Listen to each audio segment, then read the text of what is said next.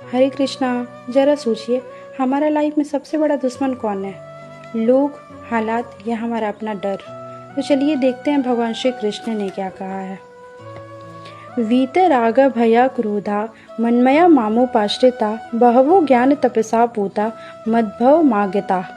मतलब आसक्ति, भय तथा क्रोध से मुक्त होकर, मुझ में पूर्णतः तन्मय होकर और मेरी शरण में आकर बहुत से व्यक्ति भूतकाल में मेरे ज्ञान से पवित्र हो चुके हैं। इस प्रकार से उन सबों ने मेरे प्रति दिव्य प्रेम को प्राप्त किया है। मतलब भगवान कहते हैं, जो लोग मेरे शरण में आकर मुझ में लीन हो जाते हैं, अपने भय क्रोध को जीत लेते हैं, उन्होंने ही ज्ञान और तपस्या से अपने जीवन को शुद्ध किया है और अंत में उन्हें भगवान की प्राप्ति हुई है। सोचिए जरा, भगवान हमें शांत मन और भक्ति का रास्ता दिखाते हैं, लेकिन हम क्या कर रहे हैं?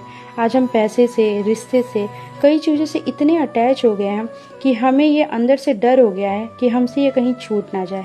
आज हर किसी को डर है। स्टूडेंट को एग्ज़ाम का डर है, लोगों को सोसाइटी का डर है कि लोग क्या कहेंगे। लेकिन भगवान कहते हैं कि फेथ रखो, तुम्हारा काम ही तुम्हारा धर्म है। लेकिन हम इसे एक्सेप्ट ही नहीं कर पा रहे हैं। इसी तरह गुस्सा, यह जितना कॉमन हो गया है क्योंकि हमारा जो इच्छा होता है वैसा हो नहीं पाता, जिससे हम गुस्सा होते हैं और ये भूल जाते हैं कि ये हमारे सोचने समझने की क्षमता को खत्म कर देता है, ये हमें अंदर से तोड़ता है। और देखिए यहाँ भी लिखा है, आसक्त व्यक्ति के लिए परम सत्य के स्वरूप को समझ पाना अत्यंत कठिन है। भौतिक व्याधि व्यक्ति इसकी कल्पना तक नहीं कर पाते कि ऐसा भी दिव्य शरीर है जो नित्य तथा सच्चिदानंदमय है। मतलब जो छोटी छोटी चीज़ों से अटैच रहते हैं, उनके लिए आत्मा परमात्मा को समझना बहुत मुश्किल है।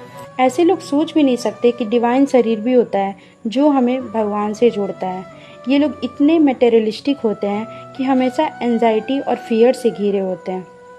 लेकिन हमें ये समझना होगा कि ऐसे जीवन ना ज्ञान देता है ना स्थिरता, बस एंजाइटी, डिप्रेशन और फियर ही देता है। इसीलिए गीता हमें सिखाती है कि जब तक हम डर, गुस्से और अटैचमेंट से उलझे रहेंगे, तब तक हमारा जीवन असुरक्षित और डर से भरा रहेगा।